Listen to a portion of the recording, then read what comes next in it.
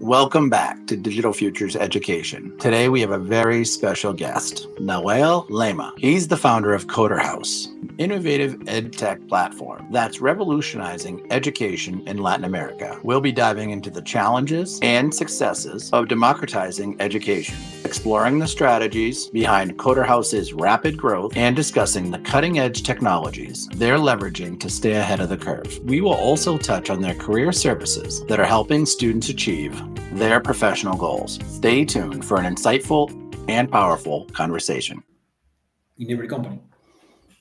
So you got me thinking a little bit, because I've been doing some research into remote work and the challenges, but also the huge benefits for LatAm, particularly, and those in LatAm to be able to leverage remote work skills or programming skills to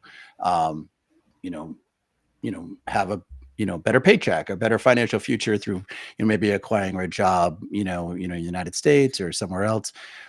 What predictions do you have around the expansion of remote work positions and how that might influence what Coder House might offer in the future? Because I would imagine that is going to continue to expand. The economy is going to continue to support it. I'm just wondering, is Coder House thought about that piece of the power of remote work and just bringing countries together and expanding and upskilling that way to support and that piece?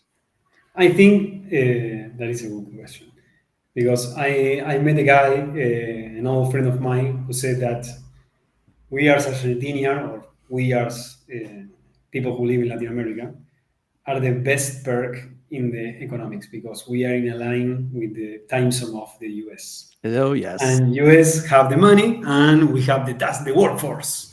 And we prepare those workforce because we have 2 hours from the one side of the country of the US and 2 hours from the other one.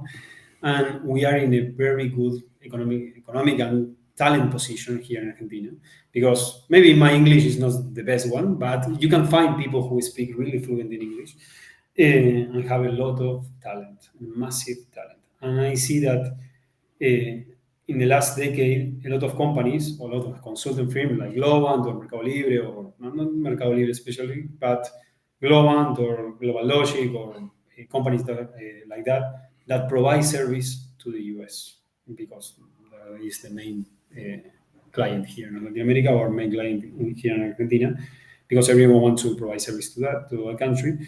And I see that a lot of small firms about staff augmentation, of recruiting firms, have a base here, trying to recruit the best talent here in Argentina or Chile or Uruguay or whatever, and provide those talent to the US. And related to the question is, those talent obviously are based here in Argentina, and they are usually not going to fly anytime soon to the US or any other country.